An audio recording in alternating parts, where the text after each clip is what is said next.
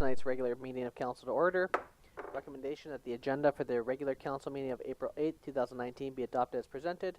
Moved by Councillor Randhawa, second by Councillor Morrow. All those in favor? Any opposed? Motion is carried. Item 3A, recommendation that the minutes of the special council meeting of March 25th, 2019 be adopted. Moved by Councillor Cunningham, second by Councillor Niche. All those in favor? Any opposed? Motion is carried. Item 3B, recommendation of the minutes of the regular council meeting of March 25th, 2019 be adopted. Moved by Councillor Niche, seconded by Councillor 80. All those in favor? Any opposed? Motion is carried. And item 3C, recommendation of the minutes of the committee of the whole meeting of March 25th, 2019 be received. Moved by Councillor Cunningham, seconded by Councillor Niche. All those in favor? Any opposed? Motion is carried. First, we have the opportunity for the public to comment on the development variance permit at 1034 First Avenue West. So if there's any members of the public that'd like to come forward. Seeing none, we'll move on to our reports from our city planner regarding the application for development variance at 1034 First Avenue West. Welcome back.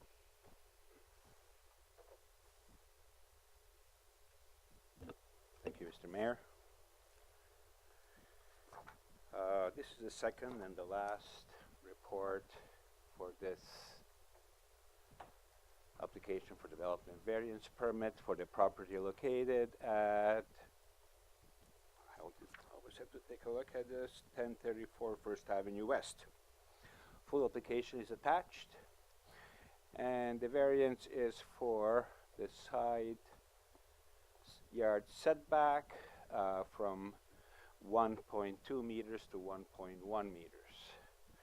This is a new build. The error occurred during the layout, and therefore the request for variance. Although the encroachment is very minimal, it is proper to record it. Public notifications were issued immediately after March 25th regular council meeting. As of the date of this report, staff didn't, and in fact, as of the date of of today, council did not receive any, or city staff did not receive any inquiries. And in conclusion, city staff did not receive any objections that would prevent approval of this variance. Any questions from council? Okay, recommendation that the development variance permit application DP 1903 for 1034 First Avenue West proceeds to final consideration. Moved by Councillor Cunningham, second by Councillor Niche. Any further discussion? All those in favor? Any opposed? Motion is carried. Thank you. Thank you very much. Next, we have a report from our Chief Financial Officer regarding the 2019 budget direction. Thank you. Staff presented a preliminary budget surplus in February and have proceeded through public consultation in March. This included a printed survey opportunity as well as through our new online platform called Rupert Talks. The community was asked if they agreed, disagreed, or didn't know, either way, whether they agreed with the proposed tax decrease of 2%. The result is that out of 59 respondents, 27 were in favor of the 2% tax reduction, 23 were not in favor, and 6 didn't know. Staff have since received the final property assessment values, which resulted in a $25,000 reduction in taxes. This was small enough that staff have been able to absorb the change in expenses throughout the organization. A few new items, which were not initially included, have been incorporated into the budget, which makes up this report. These items are as follows. The province announced capital funding throughout the north, which resulted in the city receiving $8.1 million. The conditions of the grant are now known, therefore staff will be bringing forward a bylaw reserve amendment devoted to this grant at the next meeting of council. The airport ferry is now in dry dock for its refit. This means we are now more aware of some of the additional unforeseen maintenance issues which must be attended to. The additional work, such as steel plate replacement, sandblasting, and painting of the hull, along with extension to the barge substitute service, is anticipated to cost an additional $350,000.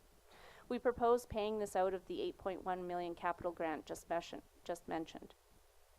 The federal government announced a doubling of the gas tax sent to all municipalities for 2019. This is being estimated at an additional $600,000.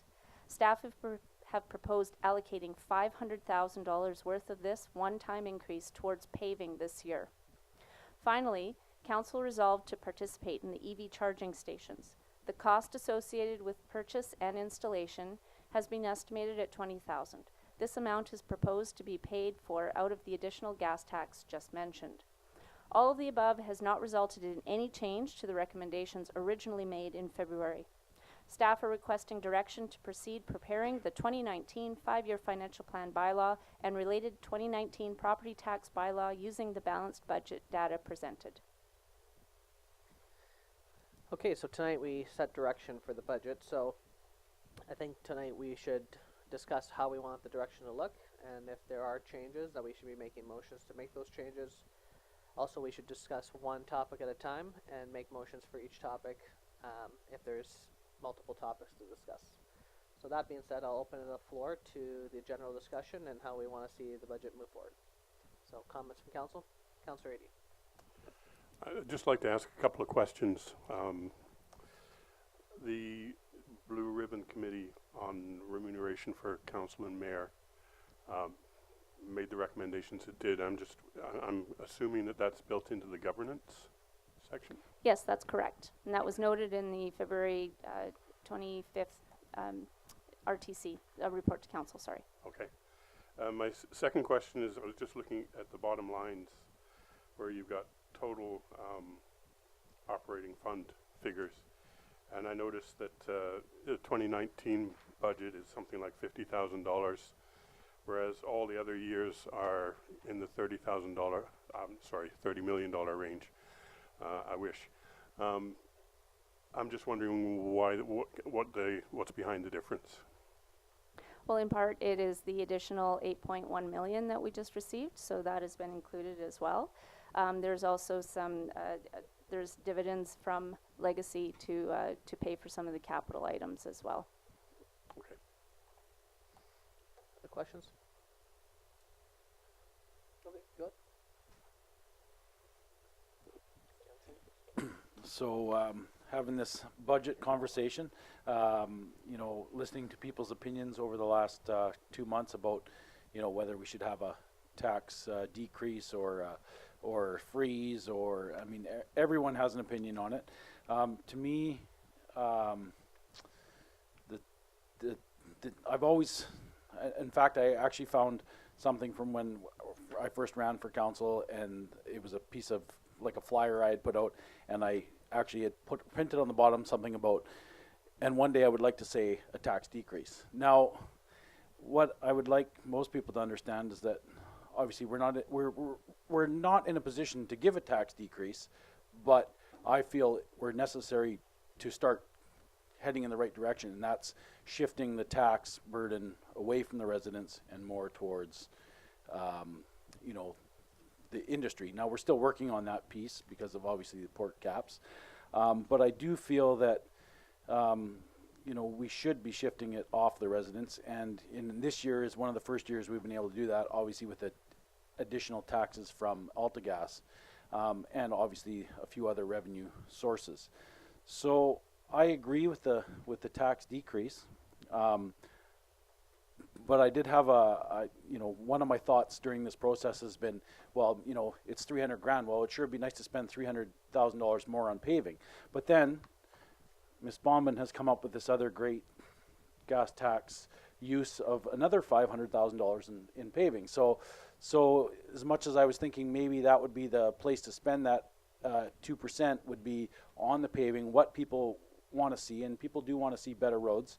I feel that that's kind of been taken care of now with an additional $500,000 with the gas tax, which will now put us at a $1 million paving budget for the year, which is $600,000 more than it's been every year for the last 20 years. So I still am kind of wanting to stick with the 2% decrease, because I do think it is about shifting it back from the residents to other groups, which we've been able to do with AltaGas, and also with the benefit of what we got going on in Watson Island with Pembina. So, but I would gladly like to hear other people's opinions. Councillor Murrow, then then Randall. So just to clarify, Mr. Mayor, would you like a motion, or are you happy? We can discuss questions with the budget, make statements about the budget, but if you want to change anything about the budget, you'll need to make a motion to make those changes, or to set the direction for that. Okay, maybe I'll make my comments then, and then I'll make a motion. Sure. At, Yeah, at the I was end of it thinking then. maybe we have a general discussion, and then if there are specific directions we want to take things, that we should set that in the motion, because the recommendation so far is to go with the presented budget. Okay. I tend to agree with Councillor Nisha's comments with one caveat is the gas tax fund is a one-time increase. So our roads budget will, after that next fiscal year, go right back to where it was before. So I know we've been able to raise it from 400,000 to 500,000 a year. That's 25% increase. That's the first time we've been able to do that in years. But I think overall, one of my favorite definitions of government as a concept is things that we can do together that we can't necessarily do alone. And so I think of the huge difference in impact that we could have spending $150,000 or $200,000 on key community infrastructure rather than offering, on average $29 decrease per household in annual savings. So when I'm trying to think long term about how we want to go about rebuilding our community and make it more livable, we've had these debates endlessly around crumbling infrastructure and the state of our roads, the state of our sidewalks. We need to make the community more livable, more downtown revitalization, waterfront access, recruitment and retention. All of these great ideas we've had around these things has always been with that caveat, if we only had money. And now we're finally, after however many years now, able to have that conversation. So I think it's important to reflect on the fact that we can still achieve our long-term objective of rebalancing the tax burden onto industry. This is a huge influx of cash from industry this year between Watson and Ridley Island. So I still think we achieve that objective of shifting that tax burden. But I think there's actually opportunity here for a win-win-win situation where we can satisfy the demand to reduce taxes, we can satisfy the demand to increase investment in capital infrastructure, whether that's roads or sidewalks, the downtown, waterfront, whatever that might be. And then we can also make sure that we satisfy that objective, again, of more burden on the industrial taxpayer. The other piece that I would add is, I understand the argument that City of Prince Rupert has had traditionally some of the highest tax rates in the province for the last 15 to 20 years since the mill went down. And we've been able to freeze taxes 2 out of the last 3 years. There's an argument to do it 3 out of the last 4. But as other communities of our size are facing tax increases anywhere from 4 to 10 to 13% even in some places this year, I think we can be prudent and kind of come back down closer to that provincial average without actually needing to do substantial reduction in taxes at the expense of not being able to invest in our infrastructure. And I also think it's important to reflect on the fact that 5 years ago, if you guys remember, we were literally debating, do we cut $300 here, $5,000 there? And now we're not talking about do we raise taxes 2, 2.5, 3%. We're talking, can we decrease them 2%, 1%? Do we freeze them? So I'm thankful to be having this conversation. So just to wrap up, I think for the first time in decades, we can actually look forward to the next fiscal year and be confident in the growth of industry on Ridley and Watson Island. And so I think we're long overdue to invest some extra cash in asset management, whether that's roads, sidewalks, just things of capital nature that everyone uses, and we can avoid the mistakes of the past and not hand off a massive infrastructure deficit to the next generation to have to deal with. So with all that said, I move to amend the 2019 5-year financial plan bylaw and the 2019 property tax bylaw with the balanced budget to reflect a 1% tax decrease and a corresponding increase to capital reserves for the purposes of asset management. Seconders?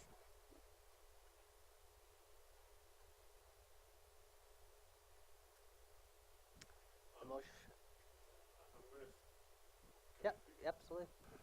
I'm going to second it just because I think we need to raise it to the level of having a discussion about it Yeah. without necessarily reflecting my view, which I will do in a few minutes. Okay, so it's seconded. So motion's on the floor. Discussion? Okay then.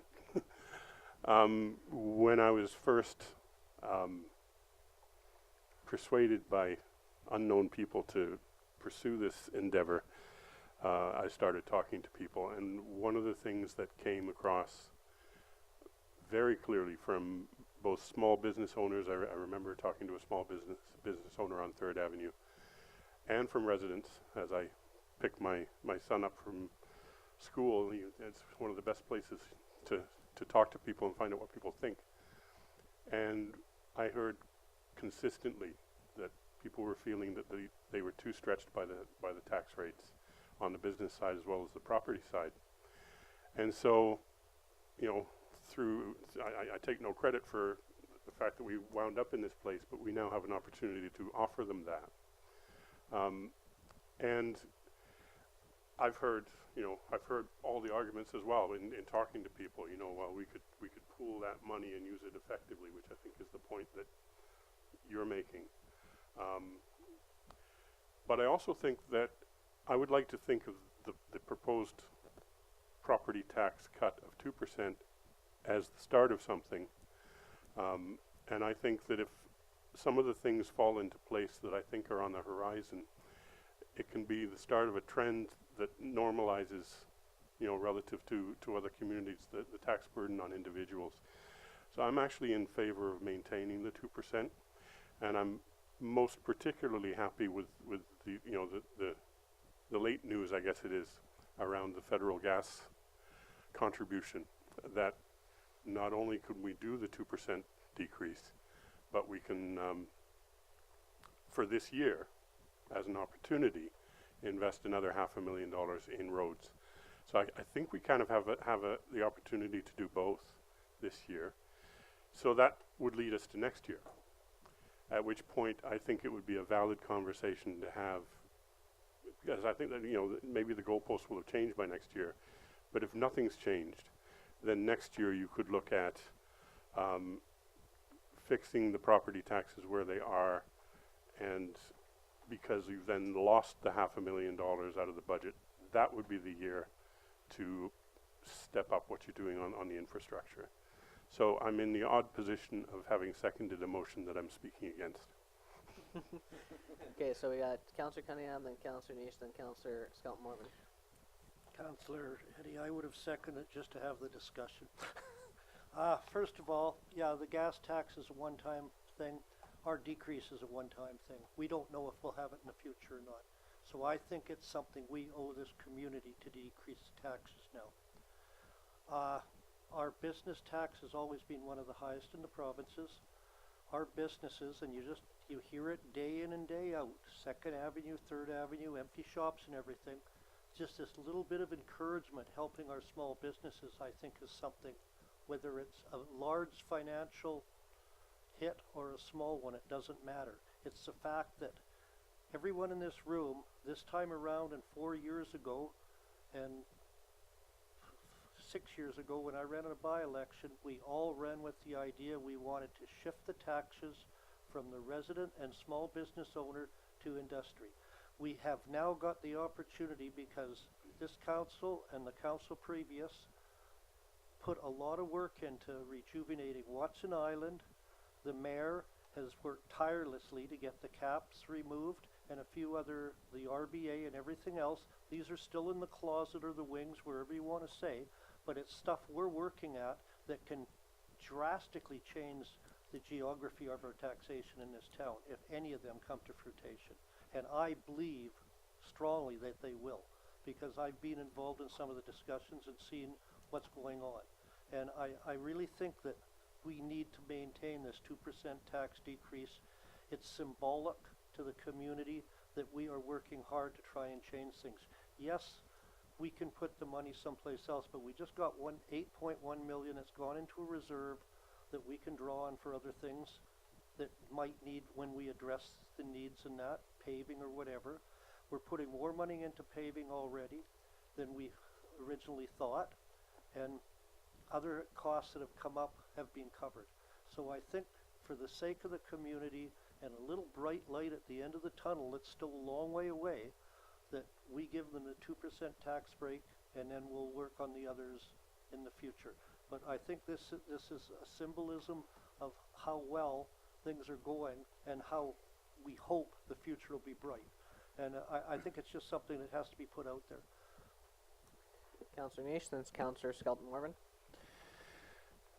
The reality is that we need 10 more million or 15 more $million a year to actually do everything that we need to do. But I really feel it's important to shift it back in the other direction. You know, for 15 years, you know, I can think back years ago when we got a tax statement in the mail, and it was a big sticker on there that said that, you know, the reason why we had this tax increase was because of the money that was borrowed by the city, because they just assumed that they were going to get the money from the mill. So to me, that was horrible. You shouldn't have been borrowing money on the fact that you weren't even collecting your taxes.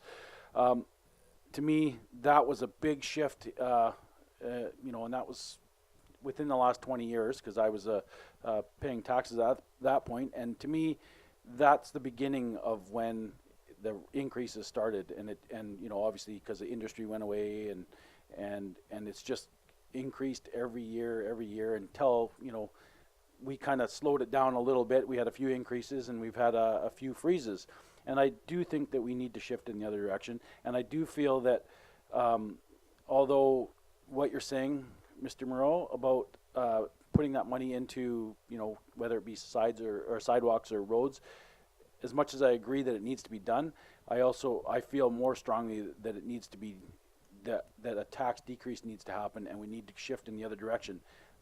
Also, because this budget just doesn't come with a 2% decrease with no increased services, we're getting increased services by adding 2 more police officers, bylaw enforcement. We're adding, you know, $600,000 more this year to our paving budget. I mean, there is a whole bunch of increases in services and a 2% decrease, and I feel that Ms. Baumann has worked hard on this budget, and I think that the people of this town, for the most part, would love to see it decrease. I know there's people out there that say we should freeze it, but I've been a taxpayer for 20 years, and I sure would like to see a decrease. Councillor Skelton Morvan, then Councillor Hannah.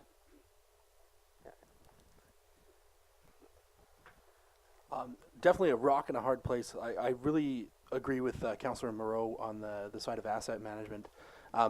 Given with the late news of having the additional $500,000 surplus, though, to be able to spend on roads, that's good news for this year. But then I also agree with Councillor 80, where, you know, maybe next year is where we can also take a step in the right direction, but also reevaluate how we're going to look at the taxing structure. So, for me, I'm kind of more in favor of the 2% decrease at this time, just because being a taxpayer myself as well, and that our residents have carried this burden for so long, and now for us to give them a symbolic gesture as well as a step in the right direction for a long-term plan for the community. So, yeah, thank you.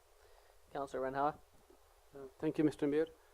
Yeah, like this council and last council was working on like reducing the tax. Like that's what most of us were ran for election, and now finally we getting back 2% by increasing, like we got tax from waterside land, and I like to see more industry to start at waterside land so we can have more revenue.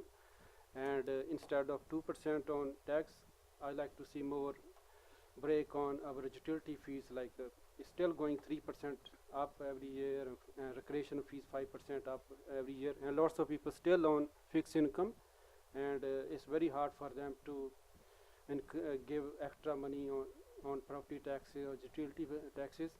So I still like to work on bring more industry, and so we can have more tax revenue and we can give more break to our residents. But are we in favor of 2% tax reduction this time? Councillor Moreau. So it's obvious that I'm in the minority on this one. I do want to respond to each of those points, though. not that I think I can convince everyone to switch, but I think it is worth having the conversation nonetheless. So, a couple of you brought up the point that this is a one-time gesture. So, my response to that is that every budget is built on a number of assumptions, and so for us to assume that we'll have the same opportunity next year is faulty logic. We don't know what's going to happen in the next fiscal year. We do not know if we're going to have this opportunity to not only simultaneously reduce taxes, but also to invest more in our capital reserves and asset management. So on that piece, I think it's important to reflect. The second piece about this being symbolic, I know that none of you tried to misrepresent my words, but it sounds like you think that I'm trying to propose raising taxes when, just to be clear, we're talking about a 2% decrease or a 1% decrease. I just want that to be clear. So the symbolism to me is important, because I understand that we want to be able to deliver that message to the community, that we've turned a corner. You're no longer going to be experiencing annual cuts and service reductions. To me, I think we can achieve that same symbolic gesture by decreasing taxes 1% for the first time in, at least in my memory, followed by 2 tax freezes in the last 3 years. I think we've sent that symbolic gesture, whether or not it's 1 or 2%. I think people can see and feel it on the ground that something has changed in Prince Rupert. And then the third piece on the small business front. So as you guys know, I've chaired the Small Business Advisory Committee for the last, I think it's been 2.5 or 3 years now. And I'm not sure if you received the letter by email today, but that was something that the Small Business Committee has actually had this exact debate. And so they were actually the ones that had recommended to us to freeze taxes again this year, and basically having that same argument that what we can do together by pooling all of that, whatever it is, $29 a household comes to $300,000 if it's a tax freeze. If we can leverage that with grants and industry support, the impact that we can generate is substantially higher than a 2% decrease. So on the small business front, they're actually asking for us to invest in assets that will help them recruit and retain labor. They're asking for things that will help make this community more livable and attractive to actually get people to come and move here. So with those 3 points, if I'm missing anything, let me know. It's obvious I probably haven't changed any minds, but I'd still like to hear you guys' feedback. Any further comments, Councillor Anish?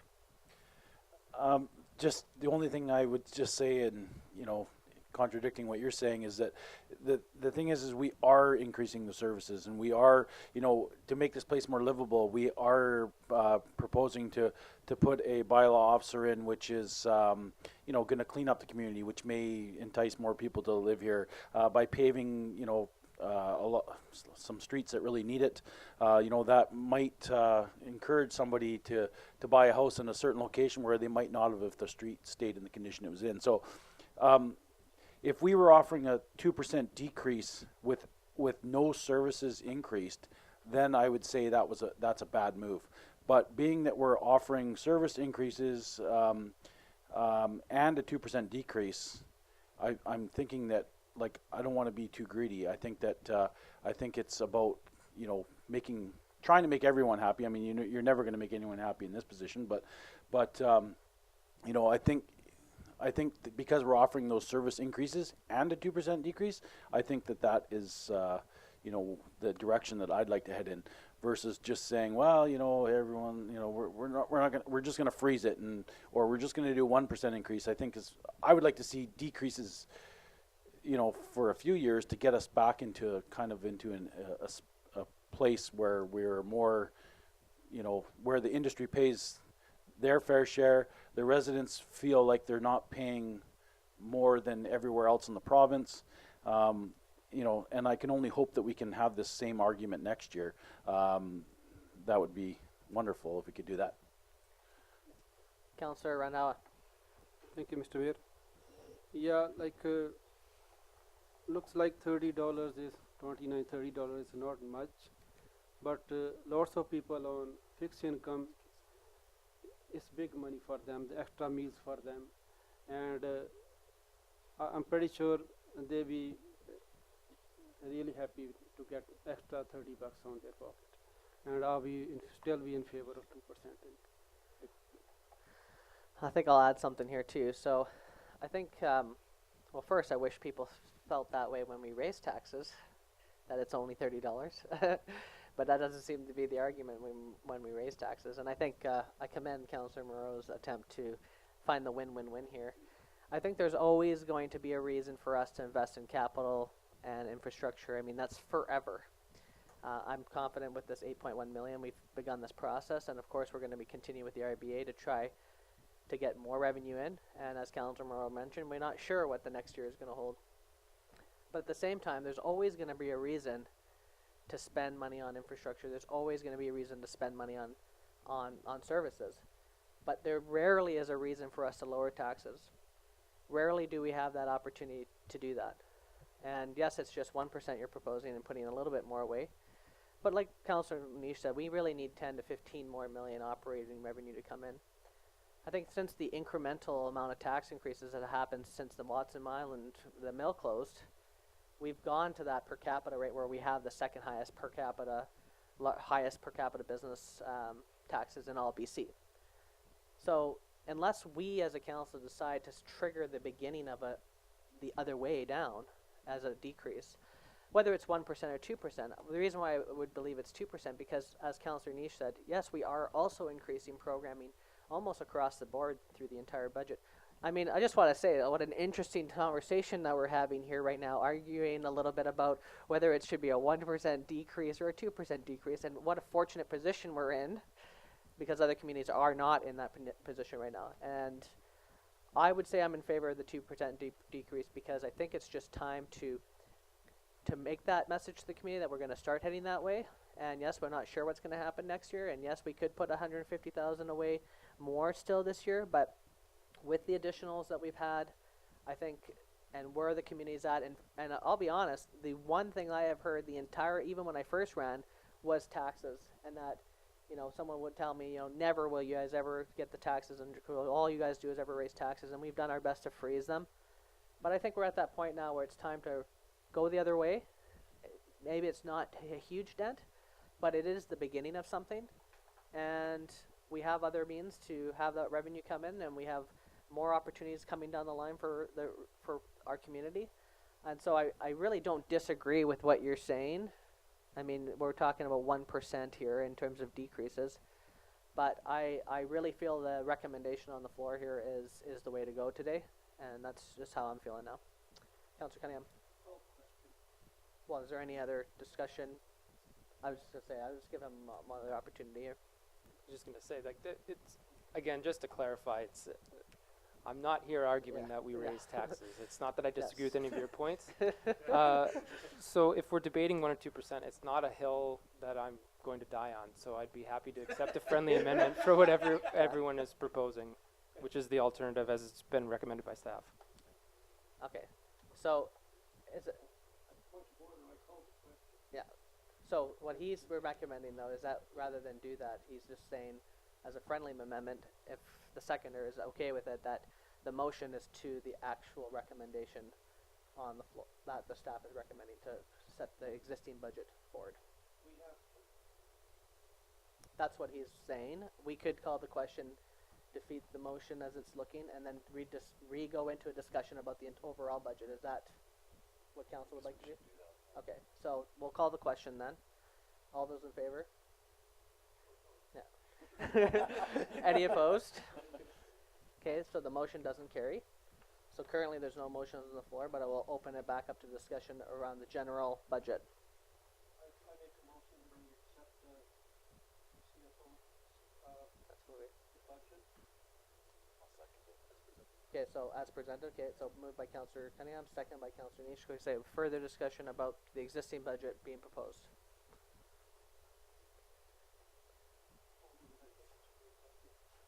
Councillor 80. All right, well, I'll jump in.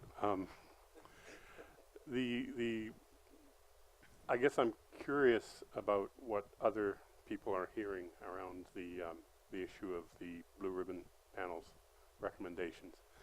And I'll start off by saying what I'm hearing. When it first came up and when they presented it to us, one of the things I said that night was that I wasn't going to take a position. I was going to wait and see what I hear when I talk to people. And I've done a fair bit of talking to people. And I'm actually quite surprised by several aspects of what's come up. One is the number of people who basically don't think it's that big of a deal, and there was a really good proportion of people that's where they stood. They said, you know, I'm okay with it, whatever, you know. Having said that, I also know that there are people who are strongly opposed to any increase in remuneration. And there are people who are offering the argument that if you want to make running for public office something that talented people do, this is one of the ways to encourage that. And I have to say that in sort of balancing, you know, the numbers of people I talk to and what I'm hearing, that's the argument I hear most often, is that people are saying, have said to me at least, and maybe I'm all alone on this, but people have said to me that the reason they don't mind the notion that we would implement increased salaries is that that's how they see attracting competition for elections, for elected positions, which is good. That's what democracy is all about, and that it'll result in opening that up to more people being interested in it. So that's kind of what I've been hearing, but I'm raising it because I'd like to hear what other people are hearing. Councillor Nish? I haven't heard a lot of negativity about it. You know, one of the biggest arguments that I would have for it is when attending out-of-town events such as UBCM and NCLGA, and you look around a room and you see most people that are, well, say in your position, they're retired, they're collecting a pension, or you know, they're at a point in their life where they can afford to run for office. But I think what most people would like to see is when they elect somebody, is they like to see somebody elected that more represents themselves. And I think that, you know, if you look around this room now, you have a council of a really mixed group of people and a really mixed group of age.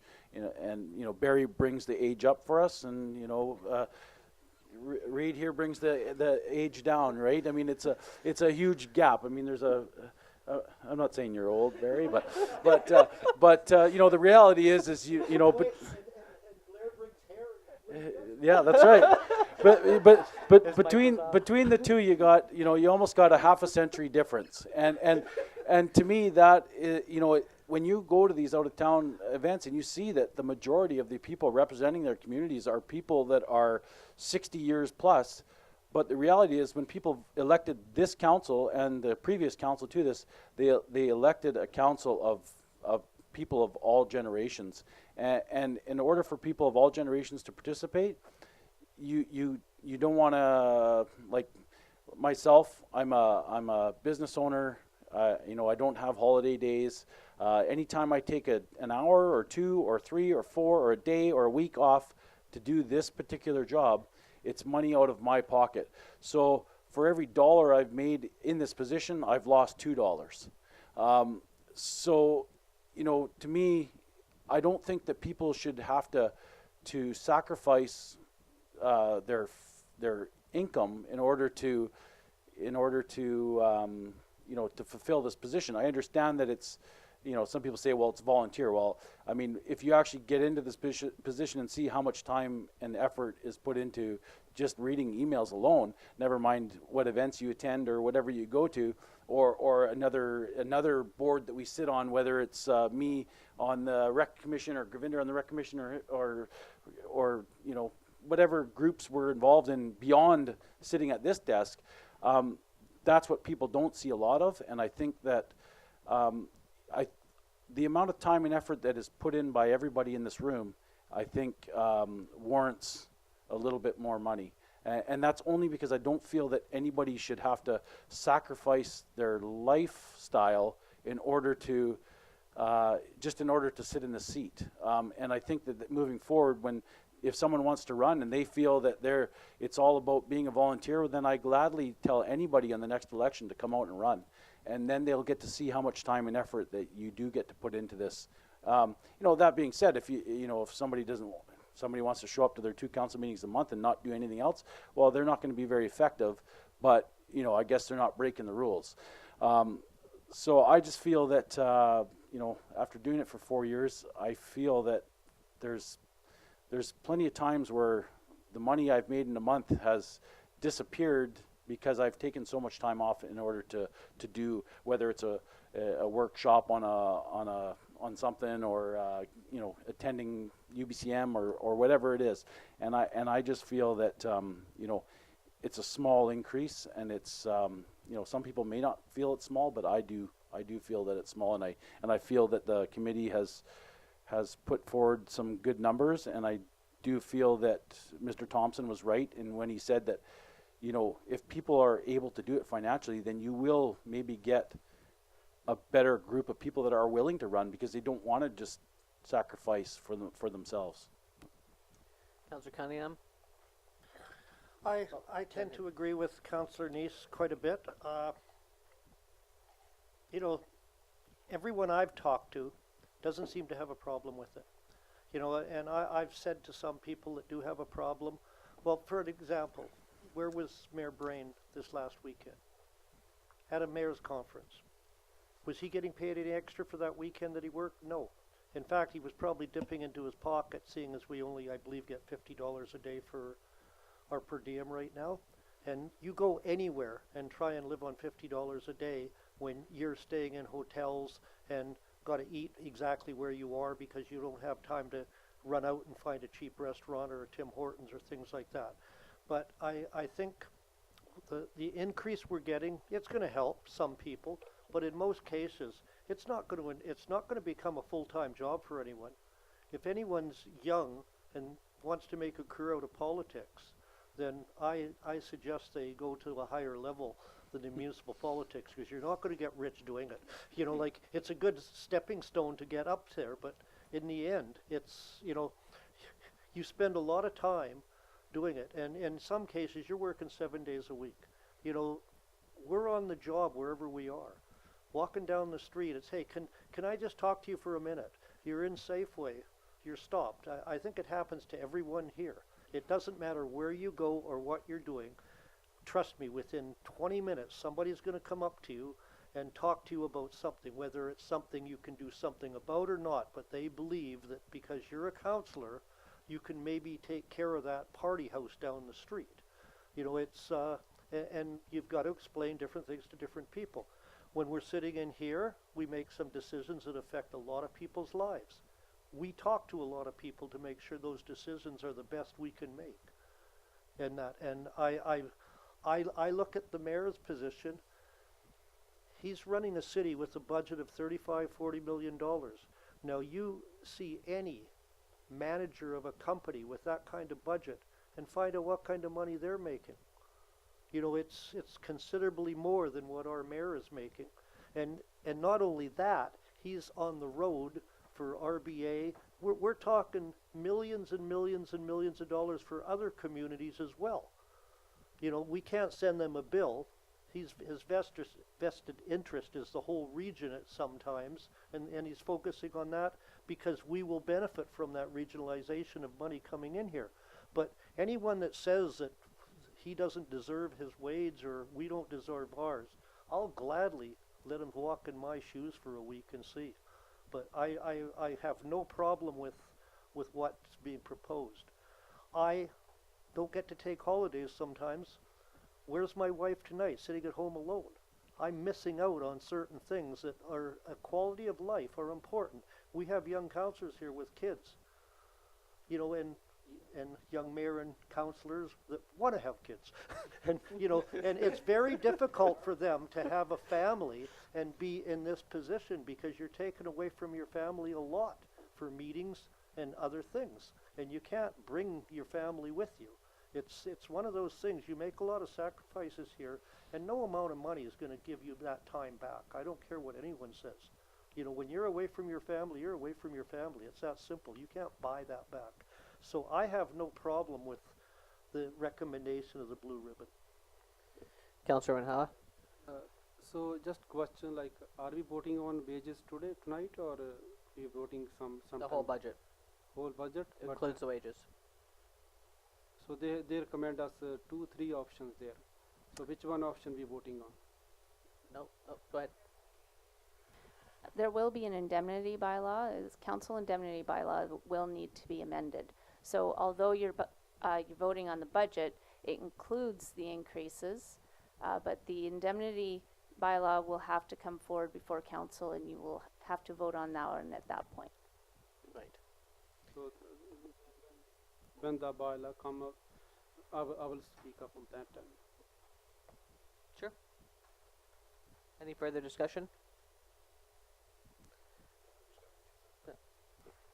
Yeah, for me, I approve of the Blue Ribbon Committee on a couple of reasons. Just regarding that I feel positions like this, that people from all walks of life should be able to represent their community. And when it's at this level of pay, where I think a couple of us has done spreadsheets and actual calculations, it ends up being like, I think after this tax thing that we've just kind of absorbed, it ends up being like $6.18 an hour or something like that. So for those that are exclusively in upper echelon or strong economic standing or are retired and have the time to commit but also a pension to count on, it doesn't make it for a fair democracy for our community. So for me, I'd like to see more young candidates and more of those that have those great ideas that might be able to solve the future's problems and kind of change the shape of our community, and they don't necessarily come from that strong economic standing. So for me to kind of vote on this, and that this tax change happened while we were in office, so for us to deal with this and react to it as it's happening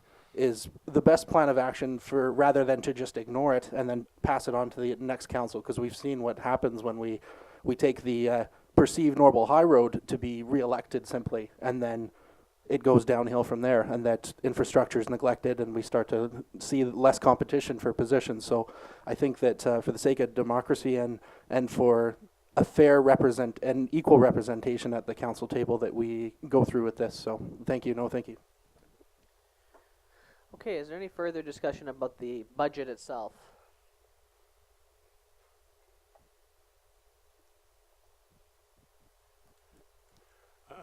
Just as a general comment on the budget, I think it's a good budget. I've talked about trying to balance, some of the things we have to do with some of the things we do for livability. And I think a lot of that's in there. I think there's been gestures in all of those directions, and I think we're fortunate to be able to do it. So as a general sort of comment on the budget, I think it's a really good budget. I'm very happy to be able to talk about this budget. Yes, I agree. Further discussions? Question. Okay, so all those in favor? Any opposed? Motion's carried. Well, we certainly didn't have those type of discussions when we were raising taxes. We appreciate all the comments. Okay, so now we have any reports or inquiries from members of council.